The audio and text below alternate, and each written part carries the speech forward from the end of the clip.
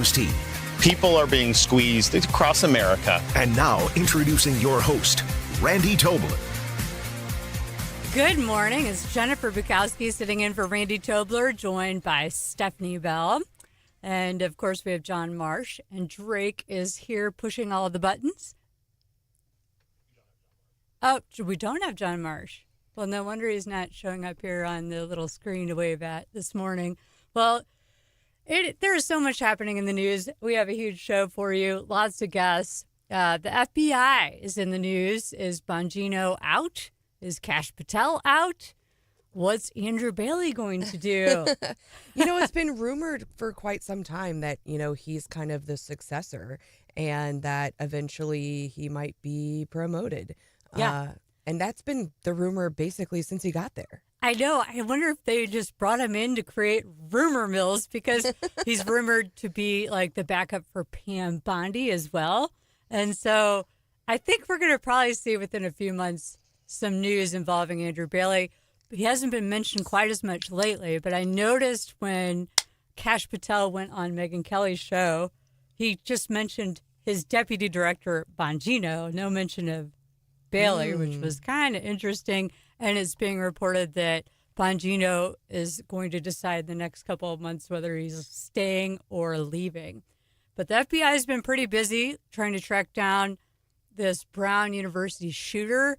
They just foiled a terrorist plot in California that they were going to do all these bombings in out there on New Year's Eve. So lots going on with the FBI. We'll get into that more a little later in the show. And we've got great guests for you this morning, including Michael Bekesha from the Judicial Watch. He knows Minneapolis. He had a big case up there. And that city, Stephanie, has been in the news quite a bit. Certainly it has. It's wild what's happening there. And he was uncovering it long before it kind of hit the national spotlight. Yeah, it seems to have quite the culture of incompetence and corruption. And he has a story to share on that. Plus, there's a new tech force. Did you see this announced in D.C.? I've got a clip. So now we have announcing Space Force and Tech Force? Yeah. We need them both, like though, I think. I think so, too. It's exciting. Like, I don't think we've had the best people coming up with all the code for the whole government. You wouldn't say. Yeah, but they are going to get up on that. Are they going to take some of great those for our country? Those like Doge tech bros and kind of move them over to the tech force? You're just going to have to wait and see. We're going to get into that a little later in the show. And we also have State Representative Scott Miller will be on to talk about an AI bill that he pre-filed this month, as well as an executive order that President Trump issued late last week. And Eben Brown from Fox News is going to be here to talk about Brown University. Probably no relation between Eben Brown and Brown University. But probably not. We can ask him, I guess. So those are the highlights of the show that we're getting up. But really, what's really been taking over the news are all of these just tragedies. Like, they were all hitting right as I was doing my show on Sunday. You had the Bondi Beach massacre. You had Rob Reiner and his wife murdered by their family, and you had this Brown University shooting.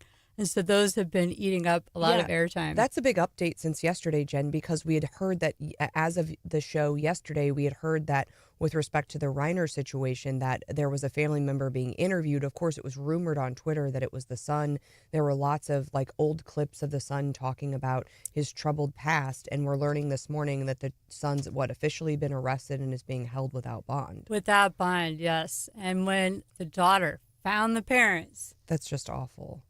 She said she identified her brother and said he's dangerous and that they should go look for him. Apparently, it's being reported in media outlets that they had a fight at Conan O'Brien's house on Saturday night about whether or not he should go back into inpatient rehab. Yikes. They left the party early. Unclear whether the son left the party with them, but it resulted in the following day the daughter finding the parents hacked to death, basically. Yeah, stabbed. Both of them, mom and dad. And the son was older, right? In his late 30s, I think, something like that. So 32. Okay. But he'd had 17 different stints in rehab before. And it's just heartbreaking to see this happens not just to celebrities, but all kinds of families where they have a child that struggles with addiction. I mean, even President Biden, obviously, famously, has an adult son struggling with addiction. And I don't know if in these instances they're like partly crying for attention or like buckling under the pressure of having such a successful parent that they'd feel unhappy like they can't live up. What do you think the deal is there? I don't know. If I had famous parents and I didn't have to worry about working, I think I'd be able to get by okay, right? Like but certainly you kind of see this profile of young people, whether they're kids of famous people or whether they hit fame early in life. Think about Britney Spears, Yes. some of these others, and something about that notoriety or the lifestyle or something seems to trouble people. And I don't think you can deny that. Yeah, it's toxic. I mean, let's face it, drugs addiction can affect any family, any socioeconomic status. But there is something unique about this dynamic when the spotlight's on the kid from an early age. And some of the kids thrive with it, and some seem to not do as well with it. And I don't know, there are friends speaking out kind of not always on like being named, giving details about this alleged murderer of his parents being a spoiled brat. And sometimes I think too, like, is it like the access to like power? And I think some people are like predisposed to some of these sensitivities, but I don't know if you've had a chance to watch it. I just started trying to watch the P. Diddy documentary on Netflix. And I have not, but I've heard Oh, it's interesting. it is interesting. And I And haven't the criminal defense attorney is big mad about it because he was being recorded the whole time. yeah, without his knowledge. No. And now they're putting it in a documentary. I would be mad too. Like, Well, your and- privileged conversations are no longer privileged, first of all. And you need a heads up if all of a sudden you're in some documentary. Well, apparently P. Diddy was recording everything so that way he could produce like his boy, was he. comeback documentary. And then 50 Cent somehow got a hold of all of the footage and now it ends up in this documentary. But I think it's interesting because they do start out with his, young life. His dad apparently was some sort of like gangbanger drug guy. And then, talked about how he kind of climbed his way to the top and like was I think corrupted by this like early access to fame and power, and it kind of got out of control from there. Again, haven't finished it, but it's been an interesting watch so far. Definitely. So lots to get to in this show. And I want to check out that documentary as well. I did watch the one on the UFOs. And I haven't done that one yet. was wild. It's got like Marco Rubio. It's got all of these incredibly credible people saying that there's these unidentified flying objects. We don't know where it could be aliens. Hold on, it's no longer unidentified flying objects. It's unidentified. It's UAP, aerial phenomena. Oh, UAP. Yeah, they've changed the terminology. It's still the same They're thing. still it's UFOs to me. Right. Did Eric Burleson make an appearance? Because he's been like hot on this trail for a while. I don't think he was important enough to make an appearance because they had so many important people and firsthand witnesses. I got to look up the name of that so I can let y'all know if you're interested to watch it. Once the members of the military. military... But my mouth is literally open during parts of that documentary. Okay, I'm adding it to my list. Yeah, That and for sure. Zootopia. But once the military, that was a couple years ago, right before the report came out. Once the military members started confirming, like, hey, we're seeing things we can't explain. I mean, they have no reason to say that. You can read what you want online, but once it started being confirmed by our own military members, I thought, okay, something's going on here. Yeah, for sure. Again, this is Jennifer Bukowski filling in for Randy Tobler here with Stephanie Bell. And we're going to get to our daily DC rundown with the announcement from your president next here on Wake Up Missouri. So don't go away.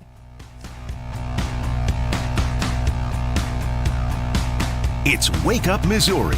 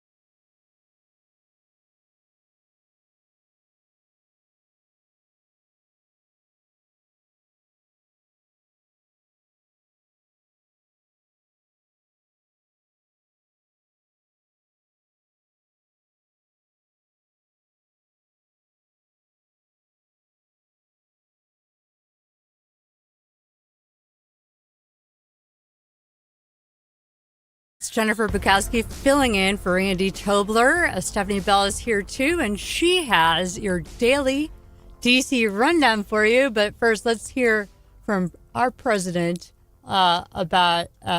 Here's what he had to say yesterday. Well, it's on Twitter, so it's going to give us 1 second to load. Bear with me. Filibuster, and we should, Republicans should knock out the filibuster, and we should approve a lot of things. You wouldn't have January 30th looming because you have the 30th of January looming. You know that, right?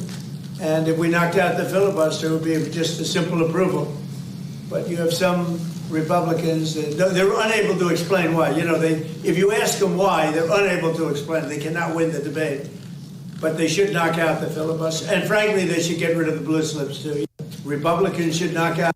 Trump clearly frustrated there, Jen, over the lack of action in Congress. We're facing two big important deadlines. Of course, the expiration of the subsidies under the Affordable Care Act at the end of the year, and then this January 30th deadline. Everyone thought we were out of the water on the government shutdown, but not really, because we just kicked the can to January 30th. And the chances without some sort of deal on the healthcare subsidies that we just, skate by this government shutdown deadline in January is really slim. There's no agreement with respect to the healthcare subsidies. Republican and more moderate folks are saying, Republican Brian Fitzpatrick is saying, let's just do a 2-year subsidy extension. Leadership wants spending cuts to offset the extension, but the moderates are saying, no way, Jose.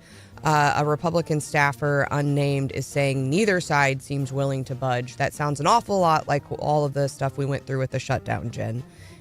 And a lot's at stake. We've got 20 million Americans apparently that face healthcare premium increases if the subsidies expire. And of course, we're so close to Christmas. What is it, 9 days now? So Congress is only in session this week before their holiday recess. Trump's also facing a little bit of consternation over this executive order on AI. Of course, we had our big Wake Up Missouri AI town hall, had a really good discussion about that, and talked a little bit about the tension between should it be regulated at the federal level or the state level. A lot of folks are now saying that the president's executive order undermines existing state laws already in place. And of course, many states have been grappling with it over, their interim. A lot of them have the same schedule that Missouri does and have planned to do some sort of AI regulation in the next year. We're going to be talking with Representative Scott Miller at 7:10. He's proposed a couple of those pre-filed bills in Missouri. And folks like Florida Governor Ron DeSantis said the executive order amounts to federal overreach that lets technology companies run wild. Is this a federal issue, Jen, or a state issue? I think it's a federal issue. It's a world issue, and I understand why Trump wants to make sure that we are strongly positioned. We only slow American AI companies down if we have 50 different state legislatures coming up with all these different sets of rules. And I think if they have to comply with all these different sets of rules, it slows down our progress on the AI forefront, which is like geopolitical of a paramount importance that we be on top of that. Well, and now you see with the geofencing, they can do a really tight geofence. We saw it with sports betting, right? So they can turn it on in one state and turn it off in another state. And we just saw that in Missouri with Pornhub. With the X-rated websites, in that they said, oh, Missouri, you're going to regulate us? Fine, we'll take it away from your citizens and we won't operate in the state. That's a great point. And you could see companies doing that, ChatGPT or others saying, hey, you guys can do whatever you want. That's fine. We'll operate in, your neighboring competing state. So I think you're right. I think we've got to come up with a solution that works for the entire United States. Although I hate saying that because typically I don't want the federal government in charge of much. So it'll be interesting to hear from Representative Miller about how they plan to address it in January, or starting in January, in the State House. We also got some what they're reporting as a major breakthrough in negotiations to end the Russia-Ukraine war yesterday. There's a 2.5-day intense talk in Berlin. It included Trump envoy Steve Witkoff, Jared Kushner, President Zelensky, and other European officials. They're saying U.S., Ukraine, and European countries reached agreement on 90% of the terms. I don't think we've seen, at one point it was like a 32-point plan, then it was like a 28-point plan. I think over the weekend I heard it was a 20-point plan. We don't really have all the details on the plan, but apparently there's been a consensus reached on guarantees like NATO Article 5, the Mutual Defense Pact, and Russia has signaled apparently it won't oppose Ukraine joining the European Union. But I still, I feel like we keep getting this news, progress, and then it all kind of falls apart because one side or the other isn't willing to budge. Kind of sounds like Congress. Yeah, that's why they're at war to begin with, right? They're not getting along very well. So sometimes it takes a while, just like a divorce, to like finally settle down enough and like move on. And it's tough, and I don't see a path forward, but it's at least they're working on it.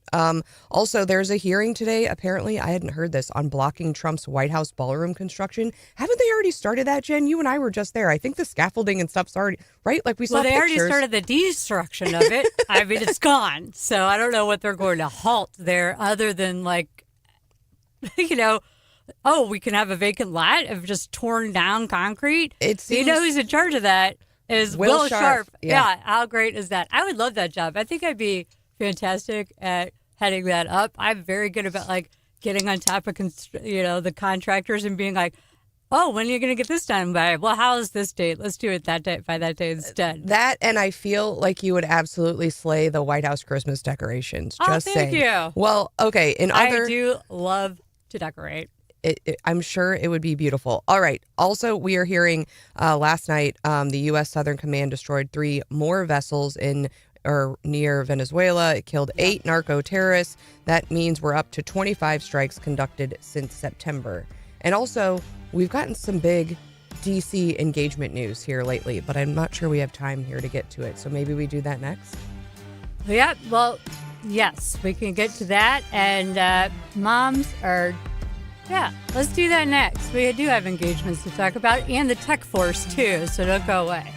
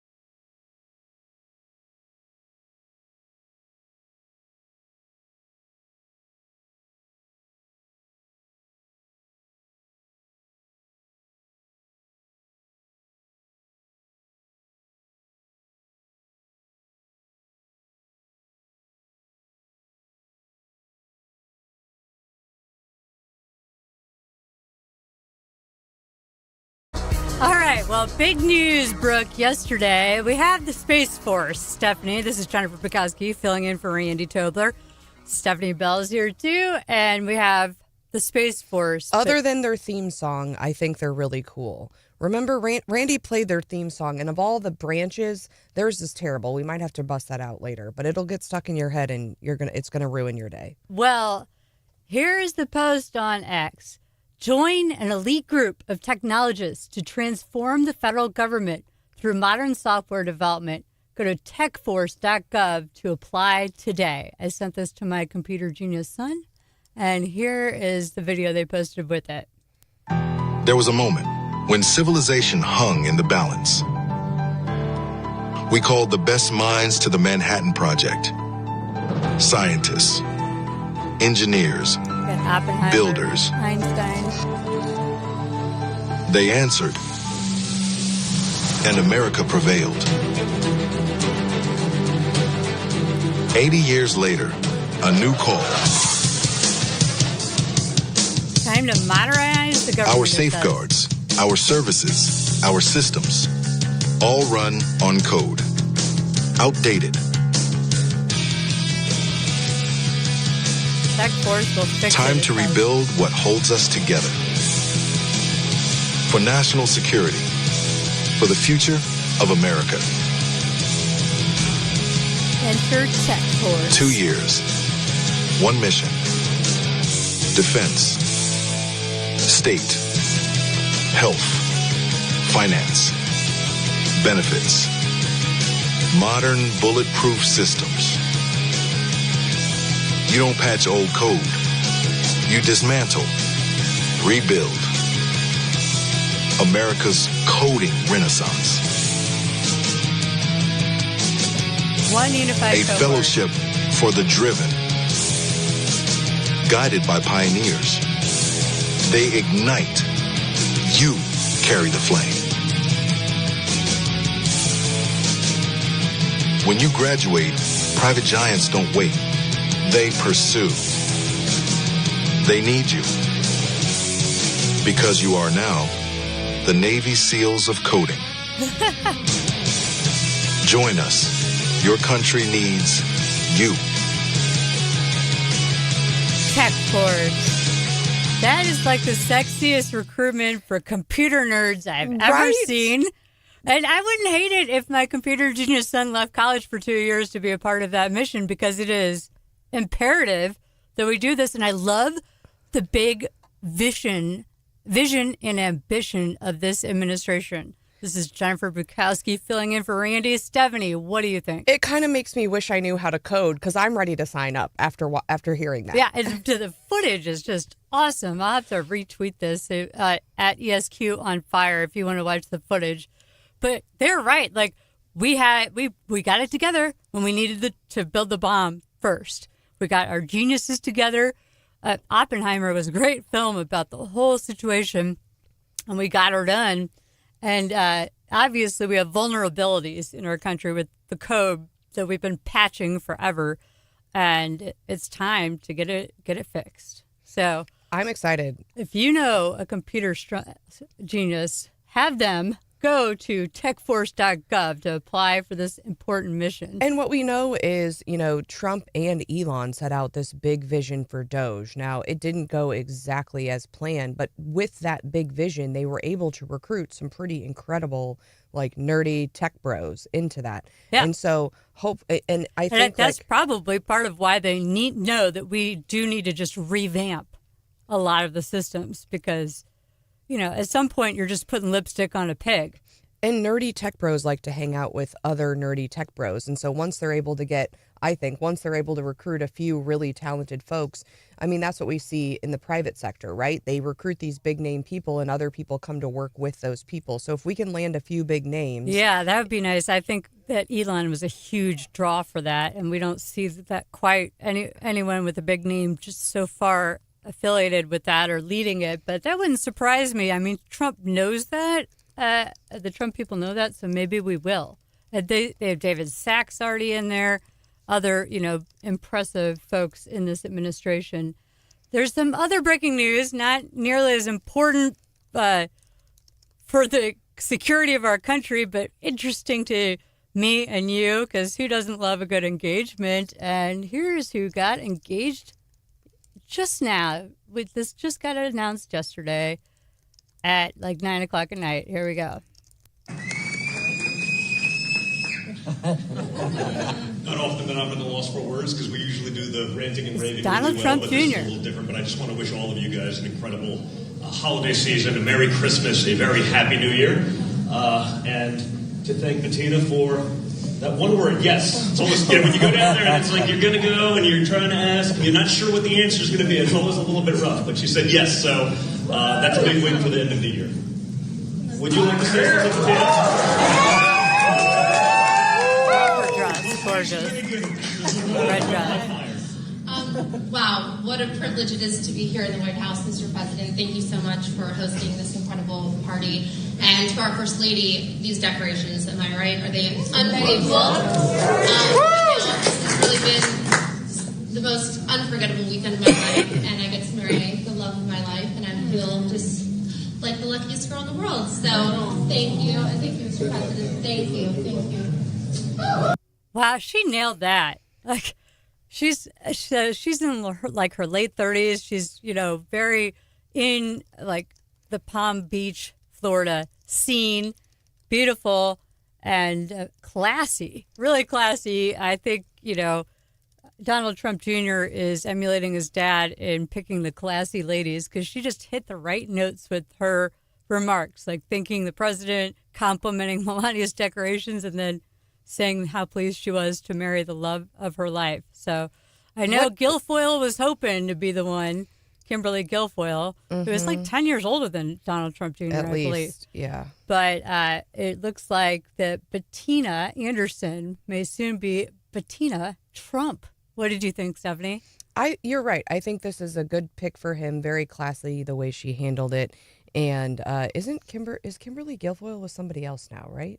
I think she was at one point. She's over living her best life as ambassador to Greece. So her exit plan was pretty awesome. Anyway, I think she's doing okay. I think this is a good thing. And also we got the other big engagement announcement yesterday. Yes. From our friend, I guess. From Marjorie Taylor Greene. Apparently, she is also engaged. They got engaged at, is it Joe's? It's like a famous DC restaurant, and they said they had like a private table. It was like a pretty intimate moment, and they're ready apparently to get the heck out of DC. She got engaged to, what is it, America News Voice guy? Oh, really? So I'm trying to find the article. Brian Glenn TV, okay, who is the chief White House correspondent for Real America's Voice. That's I could see that. I could see that working out. She's, I guess she's divorced. So they look pretty happy and pretty cozy in their engagement picture here. It's not quite the backdrop that Donald Trump Jr. and Bettina had at the White House with the grandeur, but they look super happy. So I hope they have a wonderful marriage together. And so. What's next? Who do you think's marriage will last longer between those two? That's hard to say. That is hard to say because we don't know them. Who do you think? Text us and let us know. 573-874-9390. Charles texted in, does that mean the ballroom has to be finished for the wedding? I wouldn't be surprised if they got married in like Palm Beach at Mar-a-Lago, not at the White House, because that's going to be for state dinners, and I don't think that thing will be done. I mean, you can have an engagement as long as you'd like, but I bet that they'll get married down at Mar-a-Lago if I had to guess. Having been in the vicinity of Mar-a-Lago a few years ago for a conference, obviously I have not been there, but I got to go to West Palm. I would pick West Palm over DC any day. I would too, for sure. Just because the logistics alone, getting into the White House, I mean, they're always doing things like, okay, now you can't have your phone. Now you can't have this. You have to go through all these security checks. You have to give them your Social Security. Actually, I had to do a lot of that to go to Mar-a-Lago, come to think of it. Right. They were pretty serious. Like, they had dogs coming around our car, the car that was dropping us off. Couldn't drive near Mar-a-Lago without having wands go under the car, looking into the hood, looking into the trunk, and a dog sniffing around it. And we had to get pre-cleared with the Secret Service, and Trump wasn't even on property at the time we were. Really? I guess maybe they do it just in case he will be there. I don't know. But it was pretty intense security, but they are trying to kill him. So I'm glad to see that vigilance. Understandable. And yeah, Sandy texts in a little bit of local news. They tabled the vote for the 4-day school week in Southern Boone. Yep. Yes, they did. Thank goodness. Yeah, I think the teachers and people are not going to like this comment. They probably didn't like my comments yesterday. I think I won't be popular with the kids or the teachers for this comment, but isn't it a little self-serving for people to all of a sudden vote that their week is a 4-day work week when everyone else has a 5-day one? What are the kids supposed to, working parents supposed to do with the kids on that other day? This is a really good question. Are we making the kids lazier by you only have to work 4 days a week? I think so. And we worry so much about the summer slide over the summer. And they say the kids, being away from school, slide back and lose a lot of that learning. And now we're going to inject another day every week to allow them to slide back. So yeah, Monday, and after the pandemic, they're behind. We should be doing a 6-day school week, darn it. Cancel the summer. No spring break for you either.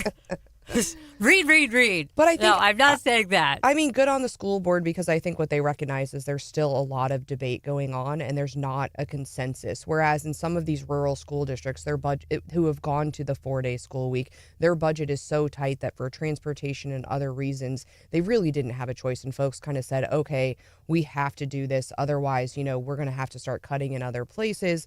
And we just aren't getting the quality teachers that we need for recruitment. And my point is, Southern Boone just kicked everyone else. This data bears out that they're doing really well, and that means we do have great teachers, and we do have we are doing wonderfully. So why are we trying to fix something when it seems to be the current situation, the status quo, is going really well? What are we trying to fix here? Yeah, if it's not broken. But I was encouraged to see that the school district said they're going to start exploring other options to make sure that we are still recruiting and maintaining the best teachers. And I know think that's fair. Been a real difficulty. My sister-in-law works for Southern Boone School District. All right. Well, we've got a couple topics coming up next. Moms who are done being doormats. And I'm going a little bit viral on Twitter for an interesting reason. We'll get to both of those topics next on Wake Up Missouri. It's Wake Up Missouri.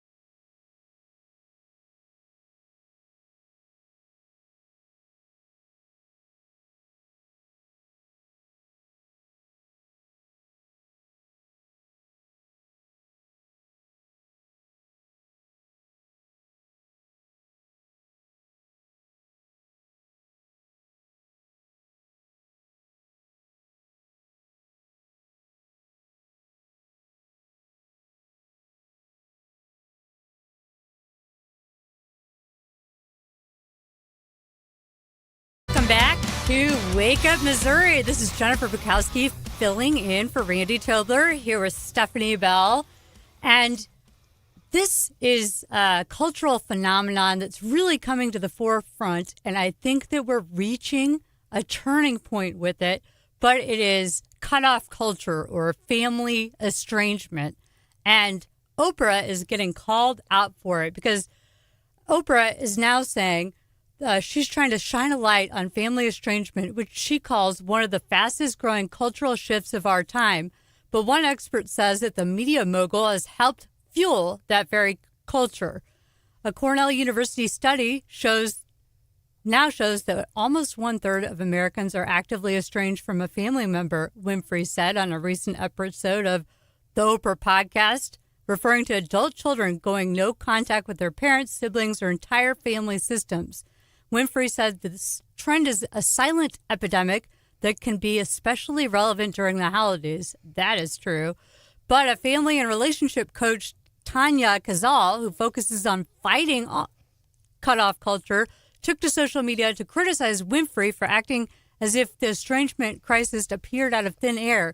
She says, now Oprah is shocked by the aftermath of estrangement after being one of the biggest voices pushing it for decades.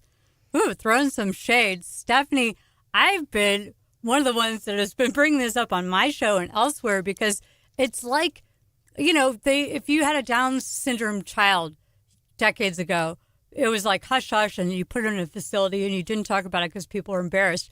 This is similarly something that's happening all the time, but no one is talking about it. However, between this, Oprah now bringing it up, and there's a huge article on the front page of the Wall Street Journal on Sunday about it as well. And they said it was about doormat moms. And this comes to light because there's a popular TikToker who's a 59-year-old mom who goes by Doormat Mom. And she said she broke off ties with one of her adult daughters after learning that she wouldn't be invited to her wedding.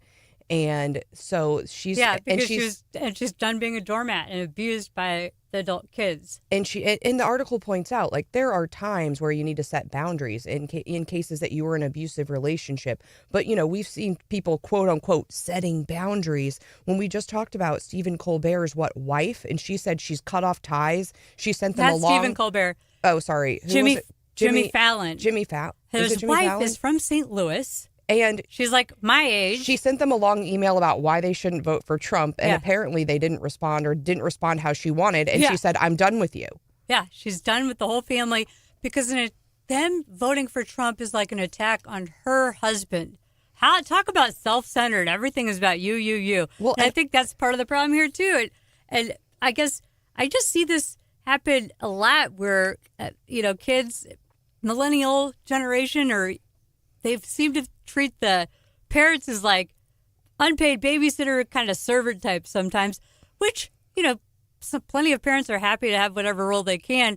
But then the cutting off happens, and it happens a lot with adult sons because the wife is kind of in charge of like where they go for the holidays, things like that. And it's really sad when it happens, though, because the literature says that it's harder to get over an adult estrangement, like one of your children cutting you off, than it is one of them dying, because there's never any closure. You can't, every day they're making a choice to not be in your life, and every day, it could literally put people in the hospital. I don't understand it, and I agree with you. I think it's like a symptom of like medically diagnosed narcissistic behavior, and realizing that not everything is about you. And sometimes, we all get it. Like, it's a running joke about people disagreeing with their in-laws, and you can have disagreements and still understand that they're your family. And and family is important. Yeah. Family is what matters in the end. You don't have to agree on everything, but value those relationships, people. All right. Well, next up, we're going to talk AI with Representative Scott Miller. Should AI get to marry people?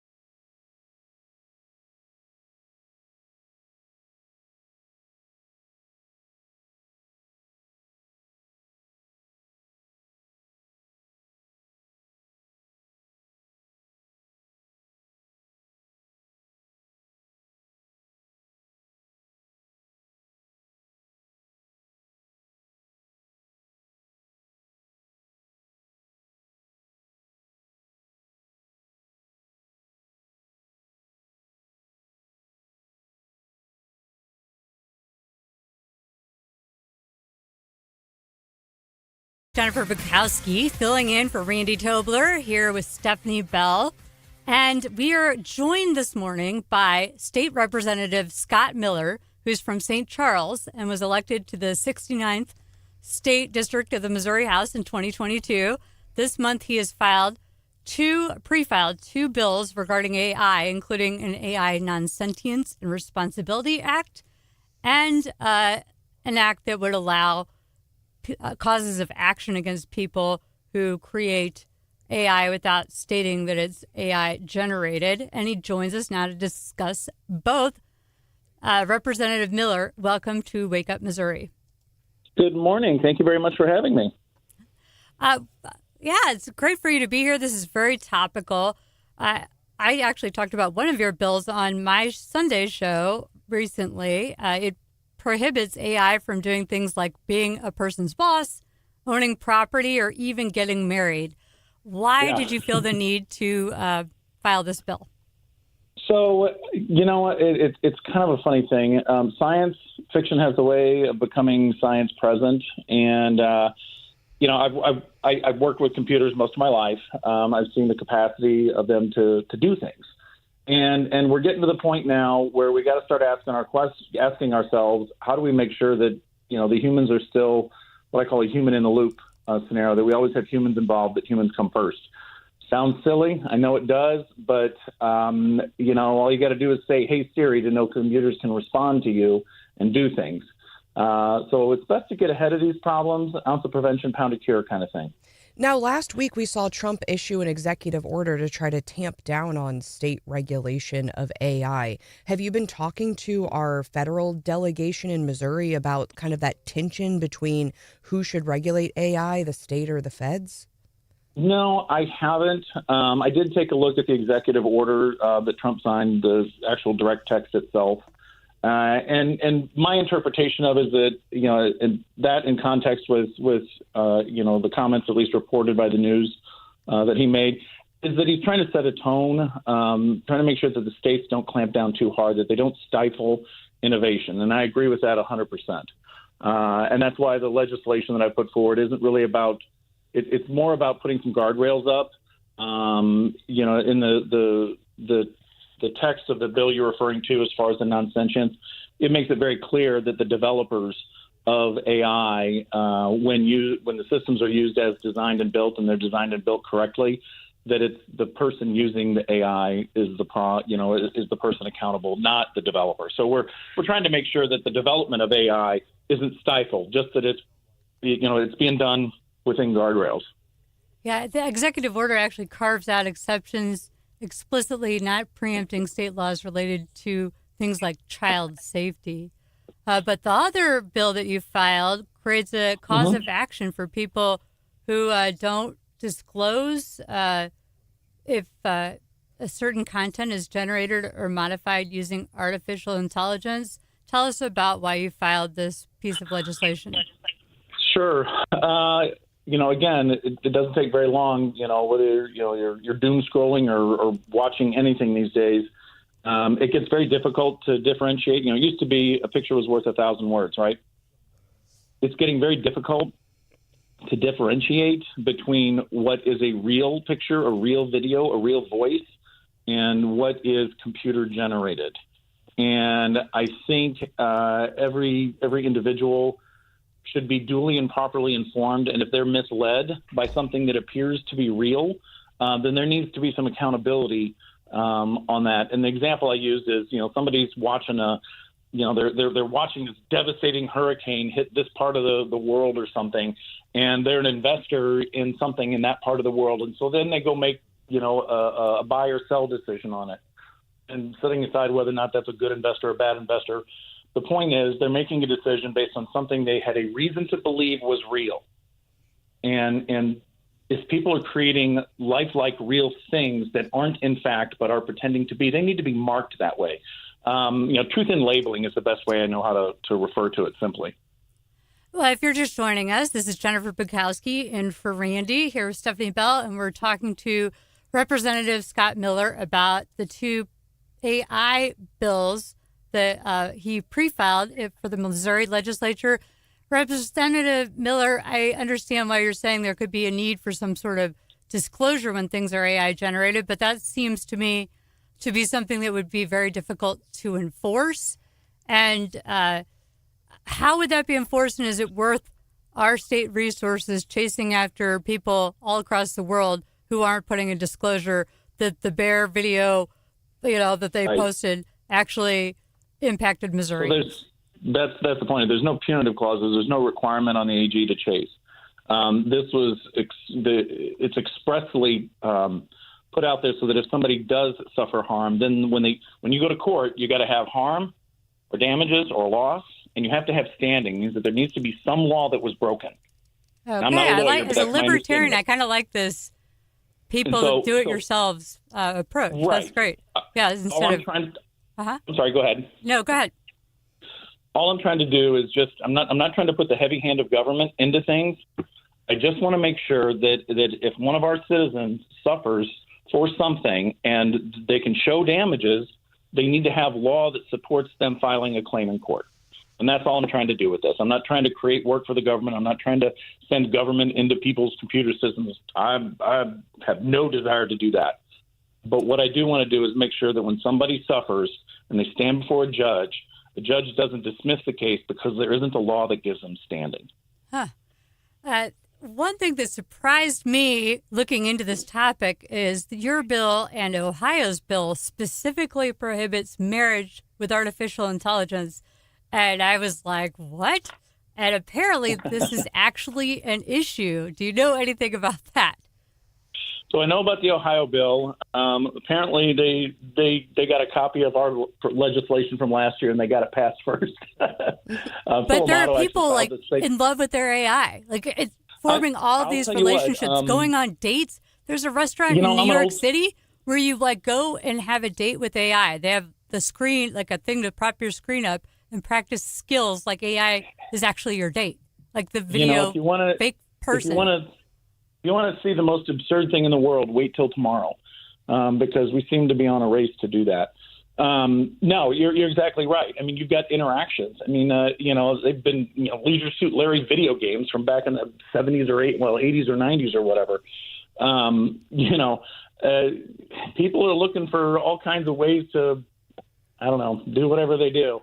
Yeah. But I think AI can be incredibly helpful, though, and reduce loneliness. But Stephanie, what's your thought here? Well, and I think you've been in small business. You said you deal with tech a lot, and off of Jennifer's point there, that it can be helpful. Have you heard from the small business community there in St. Charles or around the state about hey, we do, we want to protect children, we want to protect people's mental health, but at the same time, we want full access to be able to utilize this to create efficiencies. We talked to Tim Marshevsky of OA, Office of Administration, about how the state itself is implementing some AI protocols to try to find efficiencies. So about that. Like you brought up earlier, we don't want a situation like we saw with Pornhub where all of a sudden they're like, okay, you're going to do this. We're just not going to allow you to have this service in our state because I like ChatGPT. I like Grok. I want access to those programs. I use them. I write software against them all the time.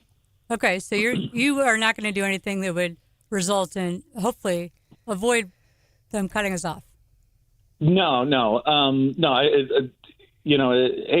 is a wonderful tool to be created. My real intent is for us to keep focus on humans first. We need to develop our interaction between between ourselves. Rather than turning to computers all the time. So let's keep it as a tool and not allow it to be something that, pick a science fiction movie.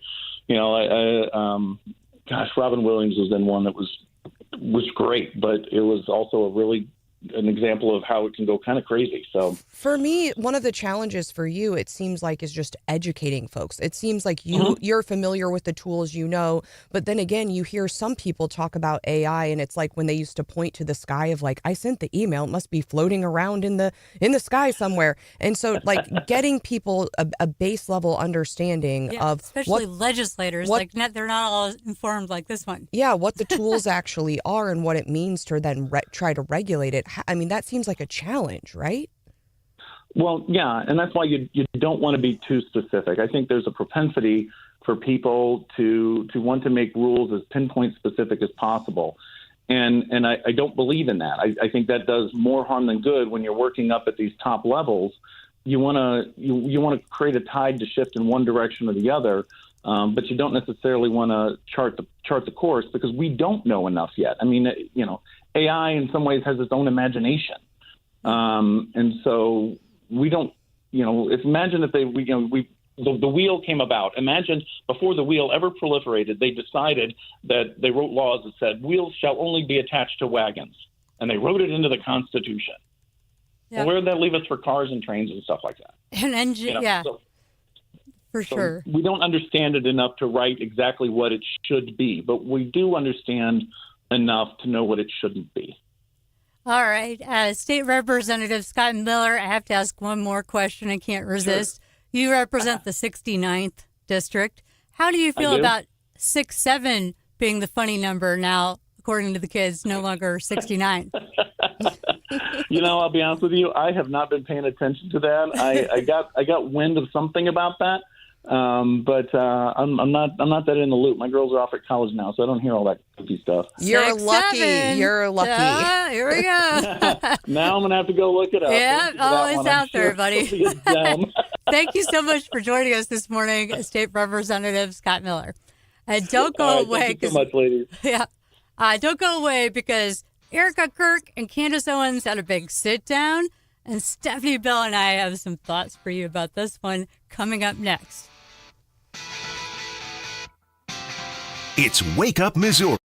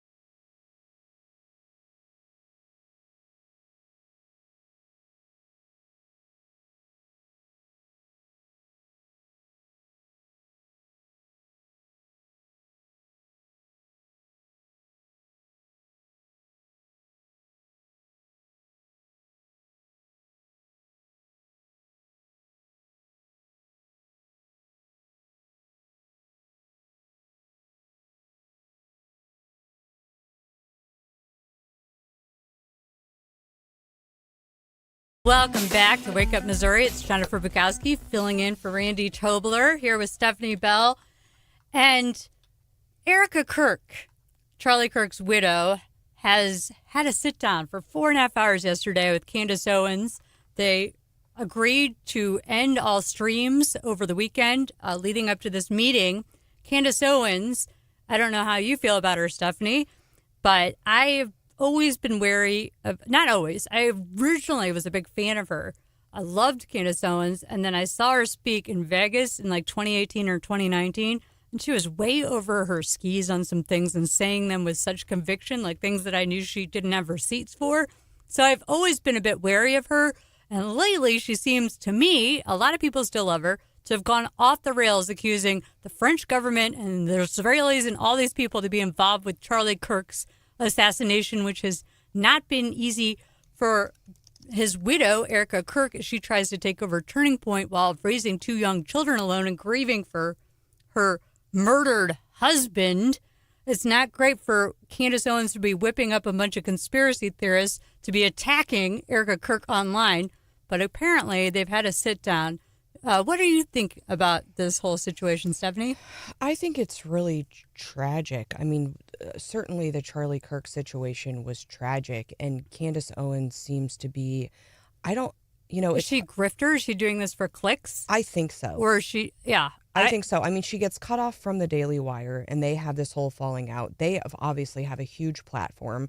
Now she's kind of doing her own thing, and I think she's trying to stay relevant. So I don't know if she used to work for Turning Point, too, and used to be good friends with Charlie. They would tour, and he had distanced himself from her. But she keeps bringing up some of their more recent conversations, trying to say that she still was really good friends with him. And I think, Erica Kirk is a grieving widow. She has a lot going on. She's in charge of TPUSA right now. And so the fact that she's having to relive this over and over and rebut some of the things that Candace is saying is like adding to like her grief and situation. And it feels... Oh, certainly, because Erica Kirk is getting attacked relentlessly by a bunch of Candace trolls. That's what I'll call them. Apologies if you were one of them, but online. And she has enough to deal with, and it's really annoying to me, especially if you're going to call Charlie Kirk your such a good friend. Why are you doing this to the love of his life as she grieves?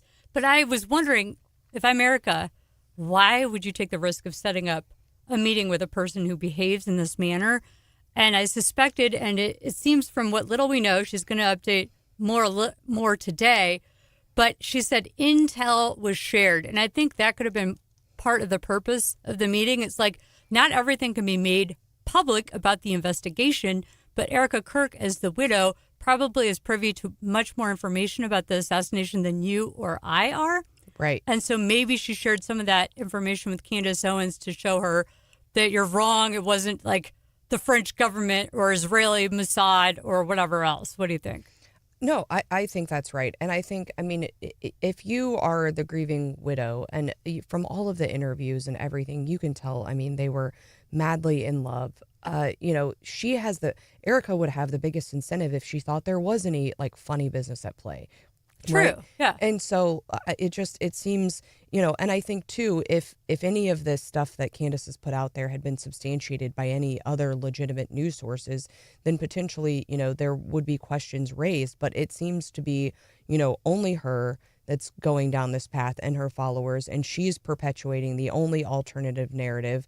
And it's just, I feel like what happened was tragic. We've got a lot of work to do in the movement and to keep TPUSA going. Erica is at the helm of that, and she should be focusing her efforts on that and not focusing her efforts on these conspiracy theories. But there is something to be said with both of them being big enough to sit down with each other. They apparently had a 4.5 hour long meeting, and I think that gives me a little bit of hope that, I think Candace Owens needed attention, and she got it from Erica, and maybe that'll help heal, but I'm not going to hold my breath on it.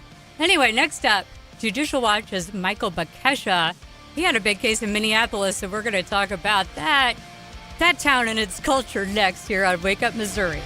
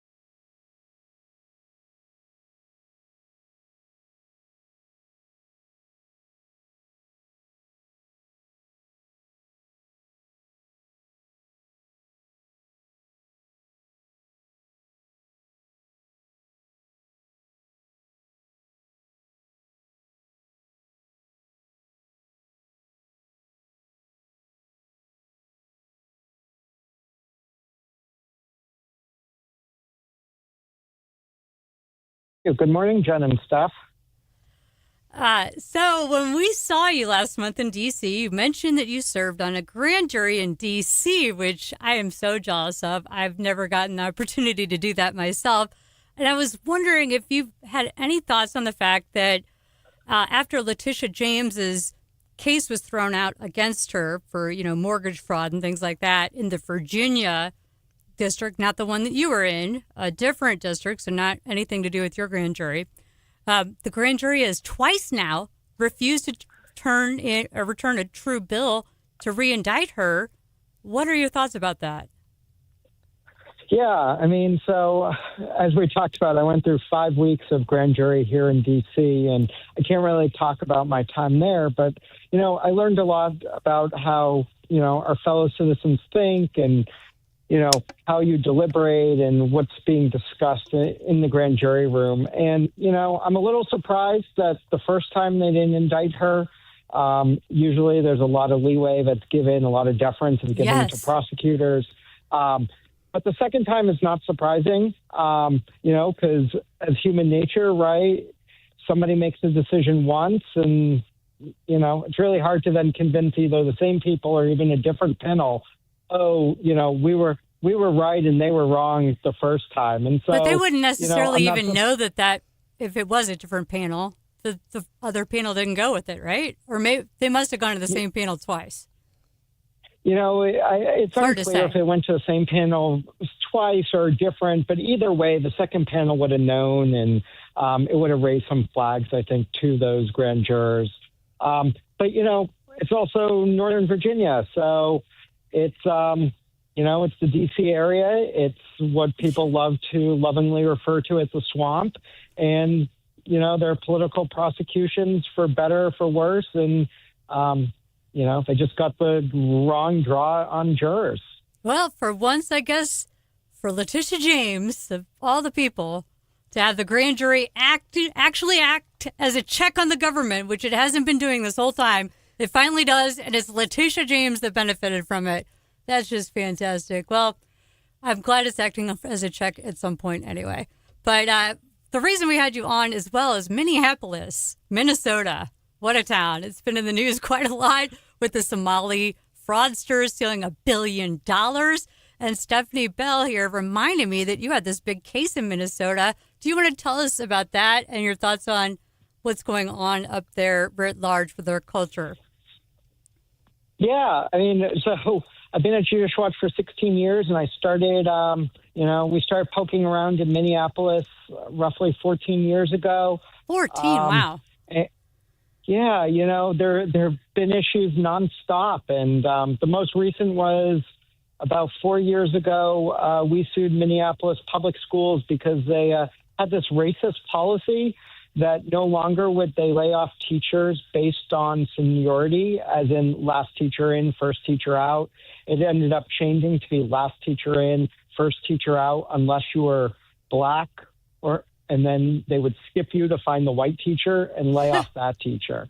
We found a taxpayer that was as outraged as us to challenge this law or challenge this policy, and we unfortunately took it all the way up to the Minnesota Supreme Court and lost on standing grounds. Very technical that the taxpayer didn't have the right to challenge this racist policy because they weren't directly affected.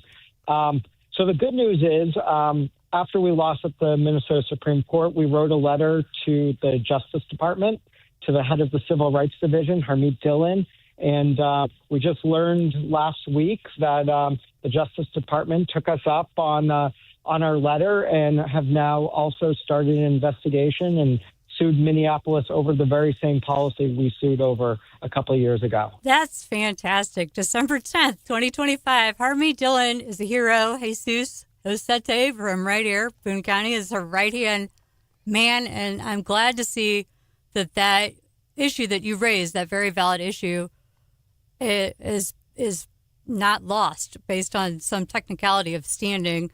And thank you for bringing light to that, because that is not fair if they're going to get rid of teachers based on race and skip over them if they happen to be black. Right, Stephanie?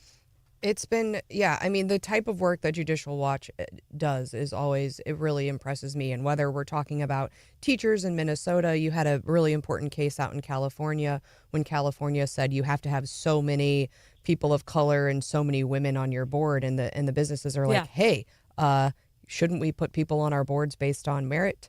Yeah, so Judicial Watch was trying to be the Harmy Dillon when we had basically no Harmy Dillon that was actually caring about civil rights. So thank you for that. Were you surprised by the extent of the fraud and corruption with this $1 billion that's gone missing up there? Michael Bekesha? You know, I'm not surprised. I mean, Judicial Watch's work over the years has shown that, you know, the more money the government spends, the more money it's lost and stolen and not accounted for. And so, you know, we had done some work previously up in Minnesota about that issue. Glad to see that that's coming to the forelight now. You know, it's great to see the U.S. Attorney up in Minnesota, Dan Rosen, is a great guy, a friend of Judicial Watch. And, you know, we're excited to see what work he continues to do up there. That is encouraging. They have a Republican Attorney General? U.S. Attorney. U.S. Sorry. Attorney. Okay. So if you're just US joining us, this Attorney. is Jennifer Bukowski filling in for Randy on Wake Up Missouri with Stephanie Bell here too. And we're talking with Michael Bekesha of Judicial Watch. Stephanie? Who we should point out is a Mizzou alum. law alum. Part of the Missouri Mafia in D.C. right now. Okay, take off your Judicial Watch hat for just a moment, and I want to hear from D.C. Man on the Street, because we're facing another government shutdown deadline in January. As someone who works there every day and who's around the D.C. culture, can you talk about just the impact of the shutdown, or like what you noticed in D.C. the last shutdown? And are people already starting to talk about, like, we're headed to another shutdown? You know, the shutdown didn't really affect day-to-day life in D.C. Affected my job because the federal government was shut down. So public records work, FOIA work was essentially shut down. The courts, if you were suing the federal government, you know, they couldn't come into court and defend themselves. And so our work there was shut down. But day-to-day in D.C., you know, people, the funny thing is, right, government employees, a lot of them aren't working, but they know they're going to be paid at the end of the day. So, yeah, I was there during the shutdown and I saw, like, it was interesting. I'm like, oh, here's these, you know, guys in their 30s with their wives walking around with strollers in the middle at 2 o'clock on a work day. I'm like, they probably work for the government and they're getting a kind of paid vacation right now. They are. And, you know, the other good thing for them is all these restaurants or bars have happy hour specials and shutdown specials. And so that you can eat and drink for cheap while you're sitting at home. Now, I mean, it is tough for everyone because they're missing their paychecks. They have to wait until the shutdown's over to get paid.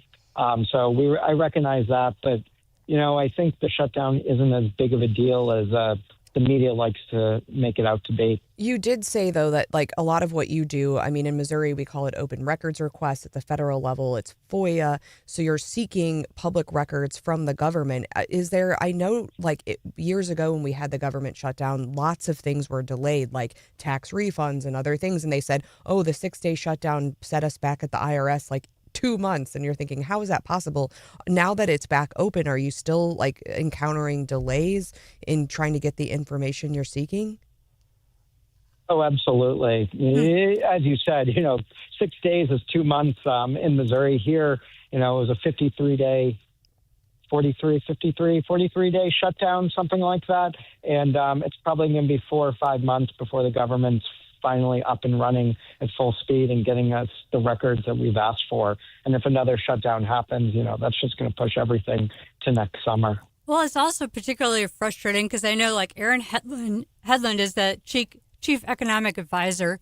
All of his people that crunch the numbers and get him the data that he needs to make recommendations to the administration on economic policy weren't at work. So it slowed him down. Matt Price, who's our U.S. attorney for the Western District, he has all these openings. He was unable to see whether people applied for the positions and get it fully staffed for those 6 weeks. So when we have the administration, when we control the White House, every day is precious. And it really annoys me that they can't figure this out to keep the government running during Trump's time in office. What are your thoughts? That's absolutely right. I mean, I'd say Congress is the fault. You know, Congress didn't come to work during the shutdown. Yeah, you the know, House they didn't, and couldn't- they got paid though, unlike federal employees. Go ahead. They did, and you know, I don't think they it's should. time when, you know, it's time for the Republicans in the House, the Republicans in the Senate, and the White House to come together and come up with a plan that will really help the American people, and keep trying to kick the can down the road, which it seems like we've been doing with our federal budget for at least the past couple of years. Michael Bekesha from Judicial Watch, our friend, thank you so much for joining us again here on Wake Up Missouri. Thank you. Hope to talk again soon. And don't go away, because I'm going kind of viral to a reply I made on a video on X about a vocab quiz in English that they take in Japan. Would you know these words? That's next. It's Wake Up Missouri.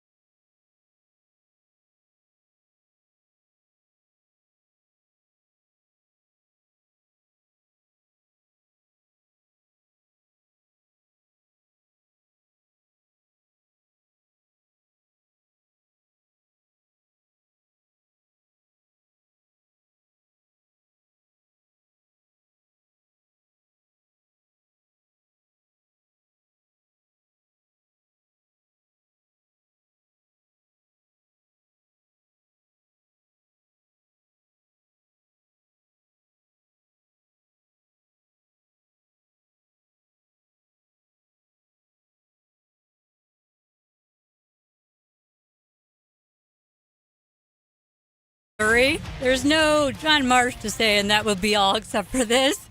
But I did have kind of a fun anecdote for you. I'm here with Stephanie Bell, Jennifer Bukowski filling in, and I saw this video on X, and I had to comment on it. My comment is getting a lot of attention, but here is that video. It's about an English exam from Japan that the Japanese students have to take on vocab. Would you know any of these words that this kid apparently does not? Here we go. I'm in Japan right now, and I finally got my hands on the English exam that everybody here studies for. And it turns out it's so much worse than I thought. This is the grade 1 vocabulary test, and let's just look at these questions. Although Caleb was excited to receive his promotion, he felt the either twinge, sprig, mandate, or bastion of sadness. The only word I know here is mandate. The coach made sure to blank the strengths of each player. She wanted to build their confidence before the next game. So the options are extol, forestall, eschew, and abhor. Okay. I'll go back over those words because he's talking fast, but let's finish him up here. I've never heard any of these words in my life. The new theme park has been a real blank to the area, bringing in millions of tourists every year. It's either boon, prose, tremor, or dent. Am I tremor or dent? Never heard of those words, have you? Stupid? People here really take this test seriously. Like, they pay big money for private tutors. And when you take English classes in Japan, they prep kids to pass this exam instead of just teaching them English. But let me know if you knew any of these answers, because apparently I don't know English. Yeah, apparently you know, kid. It's funny. Instead of teaching them English, they teach them these words that this guy doesn't know. Hands on the English exam? Okay, here we go. Let's listen to the first set of words. If you can text 573.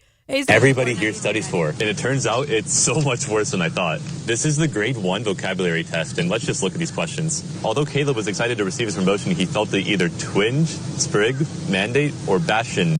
Twinge, sprig, mandate, or bastion. Those are not, they're not the easiest words, but this kid has never heard of twinge. I have a twinge of regret that his teacher never told him that word.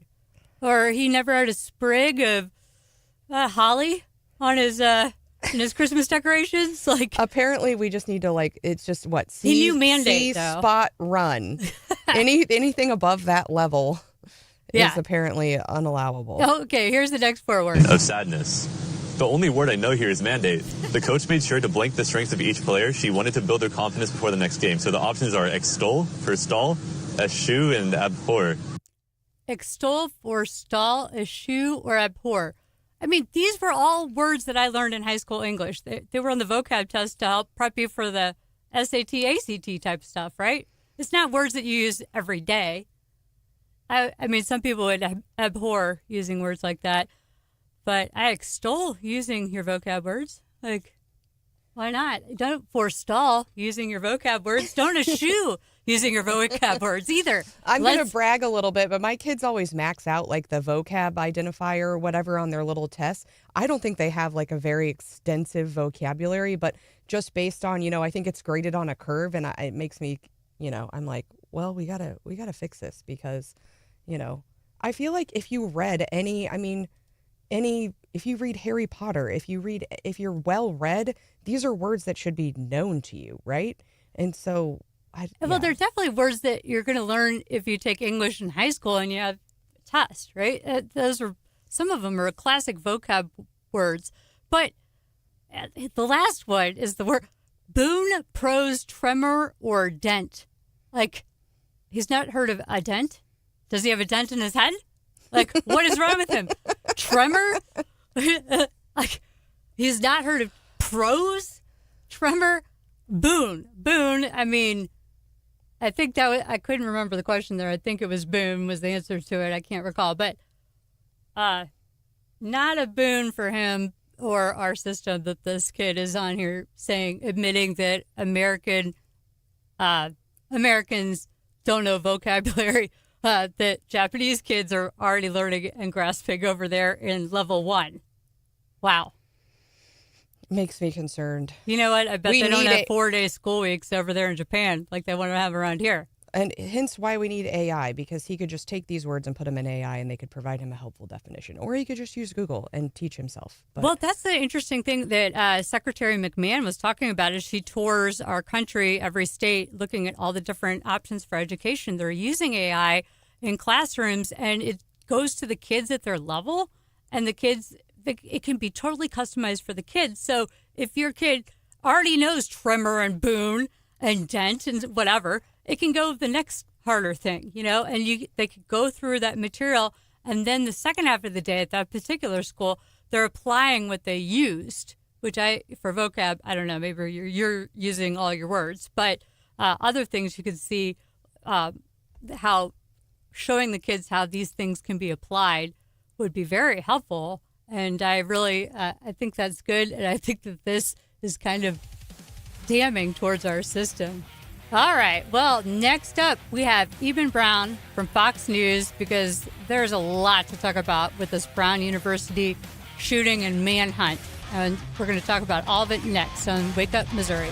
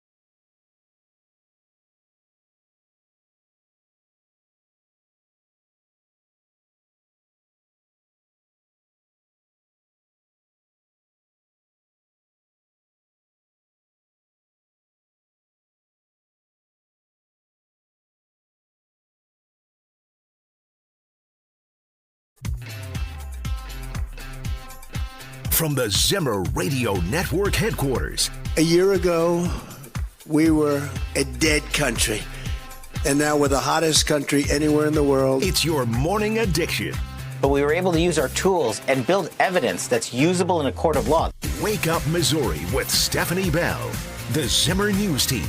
People are being squeezed across America. And now introducing your host, Randy Tobler. Good morning. It's Jennifer Bukowski filling in for Randy Tobler. I'm here with Stephanie Bell.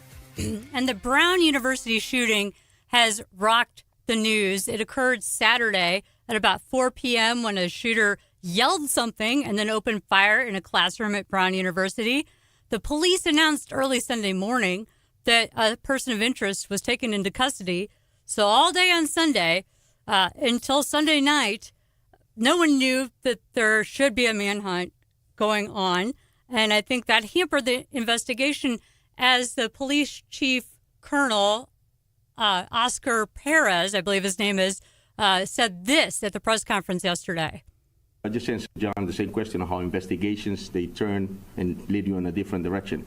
We might have used all our energies in the first few days to investigate something, and here we are now heading back to that same place to continue to investigate, and that's why you saw that, because the investigations change on a daily basis. Okay, so they went 100% in the wrong direction, didn't release any images to the public to help find this shooter, who is still at large. And joining us now to discuss this situation is Eben Brown with Fox News. Eben, welcome to Wake Up Missouri. Good morning. Good morning. So what's the latest with this ongoing manhunt and the situation out of Rhode Island? Well, the latest is that the person who is the shooter is still on the run, and really at this point could be anywhere. It's been nearly 3 days since the event, and so they have yet to find him. Yesterday, the authorities did release new images from new video that was recovered from different cameras. And so unlike the image that was originally broadcast, where all you could really see was a silhouette, this has a little bit more definition. However, he's still wearing a mask, like a COVID kind of mask, and a beanie hat, so his face really isn't discernible. You can see he's got like a stocky build. The police say he's about 5'8", they've determined, and that you could see his walk and whatnot. So they're hoping that someone might view these pictures or videos and might have an idea who this might be. The thing is, of course, that these past 3 days have gone on, and he could be anywhere now. He may not simply be just in the Providence, Rhode Island area. He could be in Missouri. He could be anywhere. He could be out of the country. He could even be out of the country. Yes, that is true. And so we all, watched the Charlie Kirk situation unfold, and something that led to the, capture or the surrender of the alleged perpetrator in that case was they released images quickly so that other people could look at their door cams and then know whether or not they had anything relevant to hand over to law enforcement, which led to the parents identifying their son and the gun and getting him to turn himself in. Here, the videos are terrible, and they didn't release enough for people to be able to get better videos through their doorbell camera until yesterday, basically. What are your thoughts about that? Well, at first they didn't have access to those newer videos. Remember, that came later. So I think they released things when they got them. You have to get them first, right, before you can disseminate them. So is it going as fast as people would like? Of course not. People would have wanted this guy killed or captured already. But that's not how it's playing out. So the police are doing what I think they can. They're probably also playing a lot more close to the vest than what people would normally be accustomed to. Maybe there's some reason for not releasing certain information that they have out of fear of perhaps maybe spooking the guy. The guy could be getting desperate, thinking that he's about to be captured at any time. And so they also don't want to agitate him that way. That's very much a concern, because he's either desperate and paranoid, or he's emboldened at this point. That's one of the two real options for this guy. Well, giving him the benefit of the doubt there is kind of you, considering that the police chief admitted yesterday that they went 100% in the wrong direction for the first, over day in that investigation. I'm not giving anyone any benefits of the doubt. I'm giving different scenarios. Yeah. What the police have to do here is extremely difficult, and they didn't have much to go on from the get-go. Did they go in the wrong direction? Yeah, probably, until they found some other evidence to then direct them a different way. You can only react to the evidence you're able to recover when you can recover it. That's and they weren't really of prepared to be able to recover good videos, apparently, on their campus. Well, that's a matter for Brown University, and I think in the aftermath of everything, people should be asking why, in this day and age of constant or near constant continuous surveillance, there just wasn't that much video that was put up by the campus security, so that when something does like this happen, the police don't have what they would have needed or what they need and what they would have gotten in another scenario or locale. It's not it is very rare that a mass shooter gets away and doesn't get caught this quickly. Normally, they're killed on the spot or they take their own life. Some other instances, someone escapes. For instance, the Parkland shooter got away and was caught within the hour.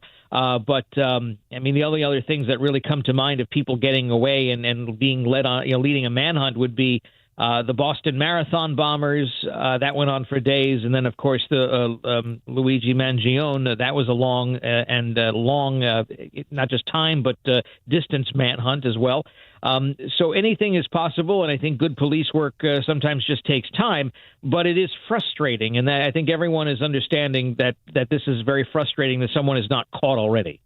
If you're just joining us, this is Wake Up Missouri. Jennifer Bukowski filling in for Randy, here with Stephanie Bell, talking to Eben Brown about the Brown University shooting. I assume no relationship between your last name and the university, Eben. No, none whatsoever. All right, Stephanie. Well, and I think that, I think the people's interest in this case also derives from what we're learning about those that were killed. Apparently, the young woman who was killed was the head of the vice president of the Republican. Yeah, vice president of the college Republican. And what we don't know is that we don't know if she was targeted for that. She may have just been in the wrong place at the wrong time.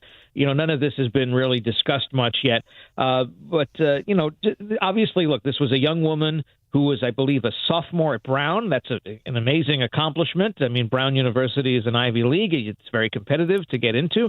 And she was apparently someone who was very accomplishment-focused and a good head on her shoulders and would have had a bright future. And that's what makes this so agonizing. The other young man who was killed had plans to become a surgeon, I believe, is what I read. He worked crazy his whole life to get there. Yeah, he's an immigrant as well, I believe. I think born in Uzbekistan.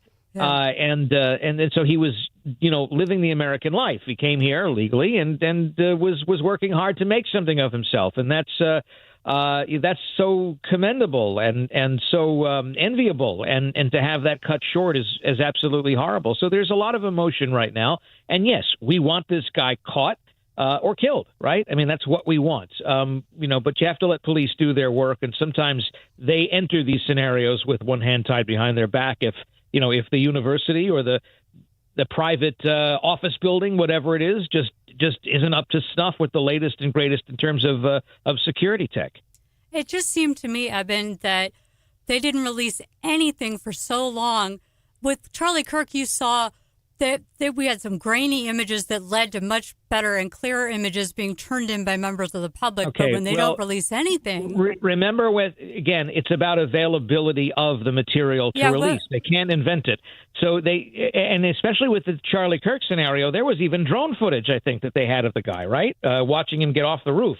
Right, that's true. So, I mean, the random academic building at a college campus during finals week is probably not being monitored by drone.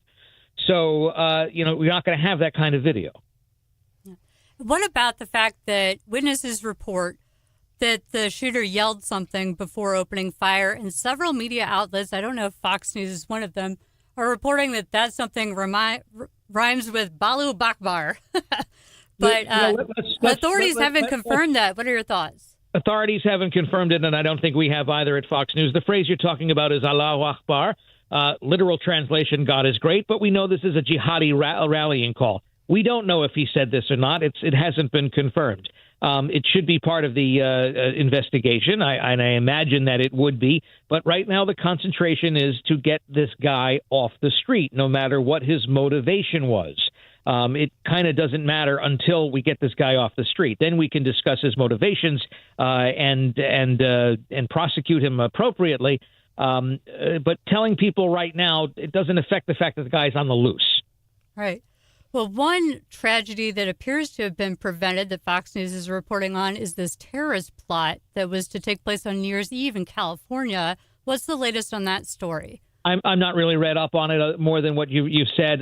There was a other than to tell you that the group that was busted is part of a far left Antifa type of cell, and they are also part of this Free Palestine stuff, which isn't really that much of a surprise. A lot of the pro-Palestinian jihadi movement has been entrenched in socialism going back decades. If you remember the hijacking of the Air France flight that went to Entebbe in Uganda, that was perpetuated by European socialists who were demanding Israel end its so-called occupation of Palestine.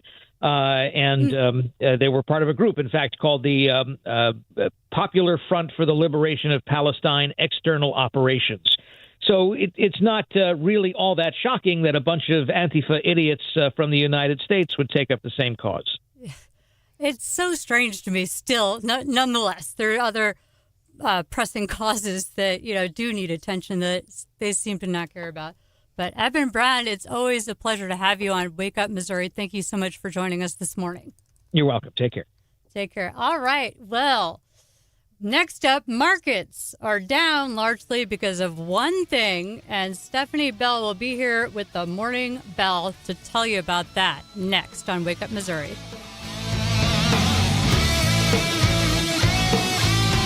It's Wake Up Missouri.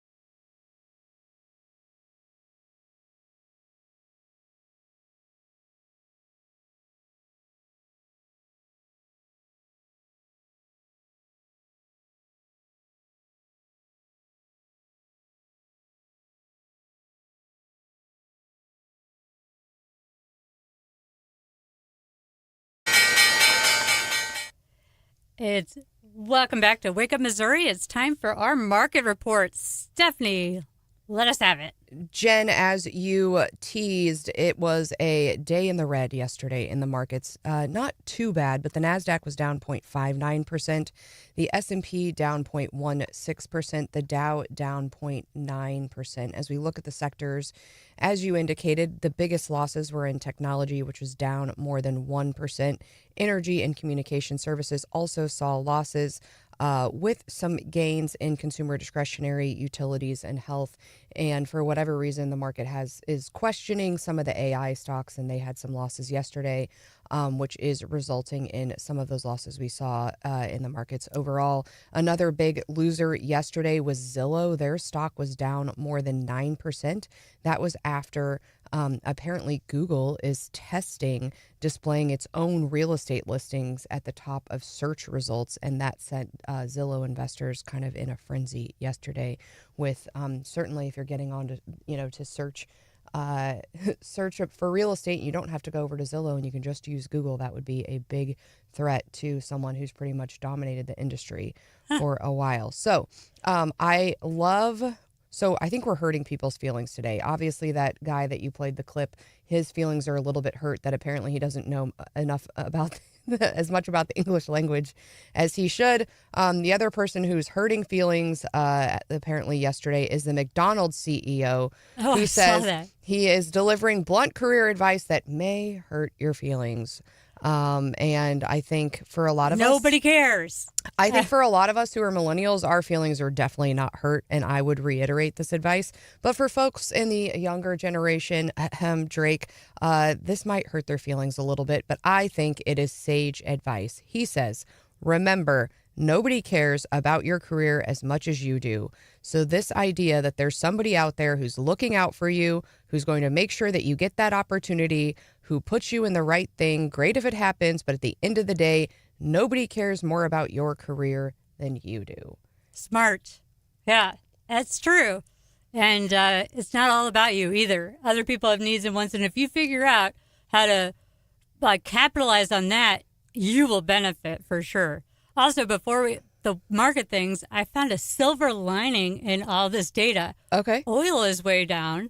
You know why? Why? Supply glut concerns because of the potential Russia-Ukraine peace deal. Oh. This is like when poly markets, you look at poly markets to see what's really happening. Look where people are putting their money, and that's often the best predictor of where things really stand. So the fact that people are so concerned about the peace deal, that oil is down, gives me hope that peace deal is actually going to come to fruition. Yeah, I mean, it's a tough race between watching the prediction markets and watching Nancy Pelosi's stock trading history, and if you're trying to win and decide where to put your money, right? Mm-hmm. Both could be helpful to you. Nancy's just got a gift, Stephanie. What are you talking about? But I think returning to some of these, hey, we're a capitalist country, and this McDonald's CEO is just saying what we know to be true. If you want to get ahead, it's on you, right? You're not entitled to your job. It's not on anyone else to provide you opportunities or to lift you up. We hope that you work in a workplace culture where you feel supported and where you're given the tools necessary to do your job. But ultimately, you have to show up every day and based on merit, make yourself worthy of that job and worthy of promotion. And I don't think anyone's feelings should be hurt for the McDonald's CEO saying out loud what we know to be true. Yeah, and have an attitude that you know that you're there to help. Don't have signs on your desk saying, can't adult today. That's not mature. That's not adult behavior. Even if you don't feel like you should be an adult yet, you are one, so act like it. I think as a young X, I'm very young Gen X, we're the best generation, I think, obviously. But yeah, kids these days, I am sounding old by saying this.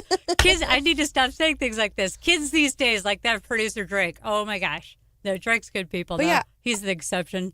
Yeah, I mean, as a young person, I received similar advice, and it was make yourself indispensable. Make sure you're making those ahead of you their life easier, and they're going to want to keep you around, right? Yeah.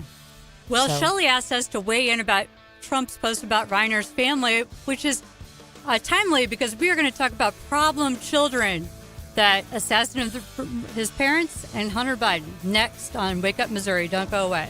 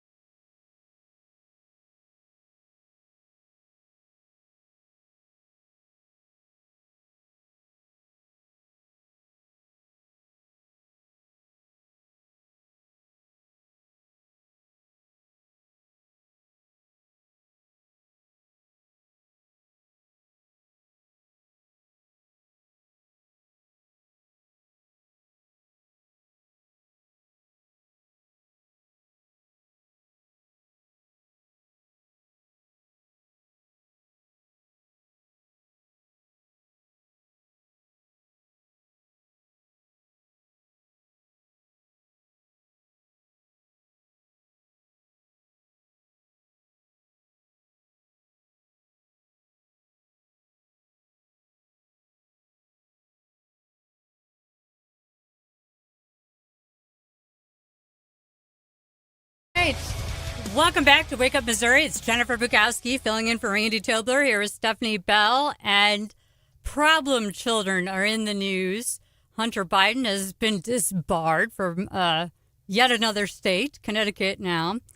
And as has been top of the news, Rob Reiner's son, Nick Reiner, has been arrested for murdering his parents over the weekend, following allegedly an argument at Conan O'Brien's holiday party, I would assume. They're not going to call it a Christmas party in Hollywood, are they? But he had a long history of drug abuse, as did Hunter Biden. And it's sad to see, this happen to families, ruin families, because now, Nick Reiner, he's one of four siblings, because Rob Reiner adopted a daughter from a prior marriage. And now his siblings have lost their parents, and it's their brother's fault. Now, that would be a reason to estrange yourself from your family member. Wow. But what the heck? And then Hunter Biden has been nothing but drama for Joe Biden his entire life. In Joe Biden's case, I feel like Joe Biden frames himself like, oh, he's just this great dad that loves his son. But if you really did, you wouldn't be having him pick up bags of cash from like sussy people in Ukraine and China and places like that. So I don't know. And I think greed drove a lot of those problems into the White House. I mean, I felt like Hunter was like his behavior was in some ways a cry for help. Like he was hoping to get caught. You mean like with filming himself naked doing drugs and with prostitutes? Like he froze and then dropping a laptop without off. I think he was trying to get caught. You mean like those poor dogs who were biting people? I think that was probably also a cry for help. From the dogs? Or just a selfishness and callousness about making sure that the dogs were raised and behaving right. Yeah. Like Hunter was not raised and behaving right. Yeah. And this Nick Reiner, now you never know because you weren't there. But some people are saying that he's been like a brat for a long time and just a problem child. So unfortunately, sometimes families, they can be great parents and have kids with addiction problems too. So you never know. But it is tragic to see this happen with Rob Reiner. And we've been asked by multiple people now today, Stephanie, to weigh in on something. Trump posted, I don't know if I have that. Did you know what I'm talking about? Trump posted about Rob Reiner. And he essentially called their deaths like related to Trump. He posted on Truth Social alleging Reiner and his wife died from Trump derangement syndrome. I don't understand the connection there. I don't either. Like, is he trying to imply that, like, what? Yeah, they had Trump derangement syndrome, which is interesting. Reiner's wife took the photo of Trump that's on The Art of the Deal on the cover. Oh, I didn't know that. Yeah, a fun fact. So, she was a photographer, later producer. Rob Reiner, of course, was an actor and director of many big films. But I don't know how TDS would have led to their deaths at the hands of their son who had huge drug problems. But I think that a lot of people are saying that was an inappropriate thing to post. I would agree with that because, it's a tragic death. And then even Rob Reiner was one of the lefties that said, no matter what happened to Charlie Kirk was wrong. And so for Trump to post something like that, I think he personally knew them, and maybe there's some personal hurt feelings and animosity. And he's a very busy man and more stressed than probably he lets on. So maybe that contributed to it, try to cut him some grace, but it was not my favorite moment out of President Trump. I will admit that. Yeah, I don't love it. It's a long post, but essentially he says Rob Reiner reportedly has passed away, reportedly due to the anger he caused others through his massive, unyielding, and incurable affliction with a mind-crippling disease known as Trump derangement syndrome. It sounds like he had issues with his son. The son has now been arrested, being held without bond. But is the implication that the son liked Trump then? Or that the dad was just angry all the time because of Trump? Like, I just don't understand how TDS would, yes, they can be completely unrelated, but he did throw all kinds of fundraisers for Democrats constantly. He was very active in their party. Yeah. I think it's safe to say, I think we've had several conversations this morning about how it's not always about you. And sometimes our own narcissism kind of gets in the way. And I think in this instance, maybe Trump needs to be reminded this probably isn't about him. Yeah. And that's ironically with Trump, of anyone in the world, sometimes it is about him. Like a lot of times it's all about him. Like he's got a lot of power. A lot of people want a piece of him. And that can also lead you to kind of have that big head and lose perspective where something might, for once, not be about you at all. Even if, like everyone else in the world, Rob Reiner had an opinion about Donald Trump. I mean, almost everyone does. Yeah, I think that's right. But, so what are your thoughts? 573-874-9390. Why would Trump attribute this to TDS? I just don't understand that connection. Maybe he has information that we don't about the argument that happened at Conan and O'Brien's house. Fair. I don't know. But I don't like the possibility that the son was a Trumper. That would not be fun for us. No. Because usually we've seen the violence, politically motivated violence out of the left. This seems like a family dispute over them wanting him to go back into rehab and his refusal. That's what's being allegedly circulated on Twitter, although, again, we don't have all the details sitting here this morning. But I do think, I think Trump, in a way, if you kind of zoom out from his comment, just noting that, there's a lot of, derangement syndrome generally about politics, and it's making people angry. And in general, being angry about about one thing can cause you to be angry about things that you shouldn't be angry about, right? That's so true. They need to put that in the DSM-6 almost. It's like its own special thing, this TDS. Like Rosie O'Donnell and Ellen have moved abroad, and Rosie is having to talk to her shrink because she can't do anything without being angry all day, every day about Donald Trump. And we see it in our own lives, right? I'm usually, something goes off with my day and suddenly I'm angry about something else. And I'm normally I wouldn't be angry about this, but what I'm actually angry about is this. And I think some people can't compartmentalize that. And so maybe you're being angrier with your family members because you're angry about the world or you're angry about something with your job. So I think the lesson from Trump's message I'm taking is hey, you can be angry about politics. Make sure you're not being angry, taking that into the other realms of your life such that it's causing a generalized anger and causing you family problems or problems at work or whatever. Pretty good spin there, counselor. I mean, that's the only positive. I don't like that Truth Social post. That's the only positive I can come out with that because we know these people in our lives, right? We know they were. Yeah, I know people have been defriended by, Yeah. They were a family angry. member on Facebook I don't even post that politically on Facebook, but I mentioned the Federalist Society and get a big rant and blah, blah, blah. We're not friends again, second time. And those people in your life that they just have to be angry about something, right? They were angry during COVID because you weren't wearing a mask and you didn't get the jab. Then they're angry about Trump. They're angry about, you're not posting the latest Facebook thing. You're not posting the black square or the flag, and you're not speaking out, right? You're not denouncing Candace Owens. They will find something, and if you're not angry, they're angry about it, right? And they're not happy unless they're angry about something. And they seem to like being angry. Yeah. So I think that's on them. That's their problem. That's not a me problem. That's a you problem. We're right? 9 days away from Christmas. We're going to celebrate Feel Good Friday on Friday. We should all focus on things that we can be grateful for in this holiday season. It's the most wonderful time of the year, after all. All right. Well, we're going to come back, and I'm going to tease a bombshell I have to talk about on Gary at 10:30 that just broke, and have other interesting things to wrap this show up with when we get back from our final break. Jennifer Bogowski filling in for Randy here with Stephanie Tobler in Wake Up Missouri. It's Wake Up Missouri.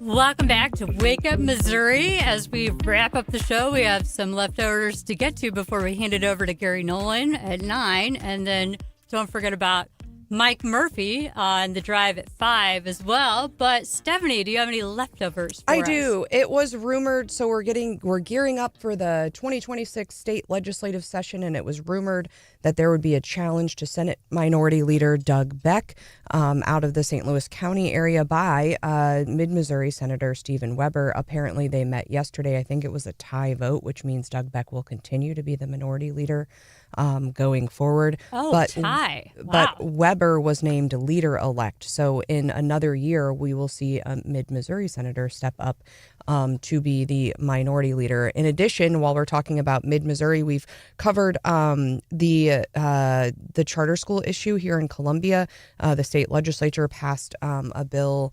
I don't remember which session it was, but essentially it authorized a new charter school in Columbia. They've been working their way through that process. It requires an application, and they were hoping, I think, to get the school open by, I think, next school year. And the Columbia Public Schools has sued to stop the charter school from operating in their district. They're arguing that the legislation is an unconstitutional special law. So we're hoping to catch up with the charter school folks at some point to get their perspective on this lawsuit. Well, you know, we are represented in part in our district here in Columbia by Mark Alford, former news anchor, and former KC radio jock has thrown his hat into the ring of politics over in the St. Louis area in Illinois. Randy Raleigh has filed for a U.S. House seat of Representatives. It's currently being held by a Republican, but I guess that race might be contentious for the midterms. It could flip. Hopefully it doesn't.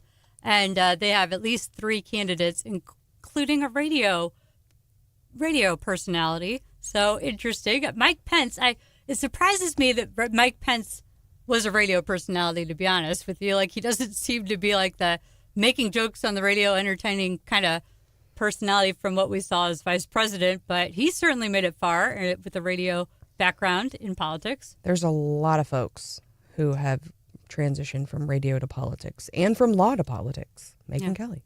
A state story we didn't get a chance to. Yeah, that's true. Well, Megyn Kelly's not in politics yet. Well, we'll sorry, law to radio.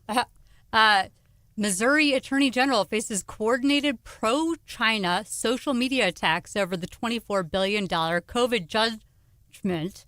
A new report reveals that an online campaign likely originating from China is aimed at discrediting Missouri Attorney General Catherine Hanaway. So she is the target of some paid, allegedly Chinese trolls. Well, and Elon's trying to put a stop to this because a couple of weeks ago, he unveiled that thing where it's supposed to show you where the tweets are originating. And it kind of was unveiled and folks are like, this is wrong. Like, these tweets are not coming from internationally. They're like a legit account. But I think there are a lot of bots and other things. And so he's trying to add some transparency to when you do see those negative attacks, you can kind of tell, okay, is she being targeted by constituents here in Missouri, or is she being targeted by international interests? And I think, kudos to Elon for trying to add some transparency to some of the stuff we see online. Well, another leftover. I know I've already been on the air for 3 hours today now, but I'm back on with Gary at 10:30. And during my break here, I'm going to have to dig into this breaking news story. Hermeet Dillon just tweeted this. Wow. FBI to give Congress bombshell memos warning that the Biden Department of Justice didn't have probable cause to raid Trump's home. I'm shocked. Well, I'm shocked that they actually there are memos documenting that they didn't have probable cause to raid the home. Put it in writing. That was a CYA memo right there. But that is quite something that, it had to be an order from Biden's White House to be like, go ahead and raid it. Right. Political reasons for essentially library violations. Literally, Congress, a library. They're like, give me back papers. And, yeah. Can you imagine a house getting raided over library books? I don't know. So I've gotten some pretty mean notices from the library of like when the kids like lose their book. I'm like, and then I'm just like, there is no hope. If you think we are going to find that diamond in the rough, the needle in the haystack, the one book in here that doesn't belong to us, just tell me what the price of the book is, because it's a goner. I just found one in some weird spot in my house that had to be from like my kid was a little kid, like little kid, and he's a big kid. They're bigger than me now, so. Yeah. So I'm pretty sure we already paid for this one. There's a poll on our news partner KMIZ's website up. It says, would a 4-day school week work with your family's schedule? And it's pretty evenly split. Another leftover is that the Southern Boone School District voted last night to table the decision on whether to go from a 5-day to a 4-day school week. I think in part because of what this poll is showing, and you can weigh in now on KMIZ's website, but just that, people are really divided on this topic, and, a massive change when you have people on both sides of the issue. Maybe it's time to kind of reevaluate and take some more time on such an important decision. So that was nice to see last night. Ilhan Omar is mad about them bringing up the fact that she may have married her brother. She's in the news complaining about Republicans looking into that situation. She's also claiming that her son was pulled over and asked to prove his citizenship, which doesn't sound super likely to me, but I guess it's possible. Show me the video or it didn't happen. Like, if it did happen, you could get a video of that, I'm sure. Who knows? Well, maybe. It's ICE, so maybe not. maybe not. Also, I'm going to talk about this a little bit on Gary when I go on at 10:30, but the jury has convicted Brian Walsh of first-degree murder in the death of his wife. That's that weird case where at first he's like, I didn't kill her. They don't have a body. And then he changed it to she died naturally, and I decided to hack her up and hide the pieces everywhere. That sounds real plausible. Yeah. So I guess it didn't work, but it did work in another case. It did? Yeah. It did. It totally did. With that what I just had, real estate heir. I just had shock, and so I decided to hack up a body. Like most people would just if call. you hack it up, they can't prove cause of death, and it worked for, the son of a real estate dynasty in Manhattan. So I'll talk about that more with Gary Nolan at 10:30. Drake, do you have any leftovers for us? I do not. Yeah, I thought you were all. I said no, we can't talk sports because you. Okay, fine. We'll talk about that. We have lost one of our great wide receivers, Manning. He is now entering the transfer portal, so that's one more domino from the whole offensive coordinator thing that's happening. So I'm excited to see how that plays out. I'm excited for our bowl game, too. All right, well, it's been an honor and a pleasure being here with you guys today. Randy will be back tomorrow, I assume, and John Marsh maybe too. Until then, stay tuned for Gary Nolan. Bye.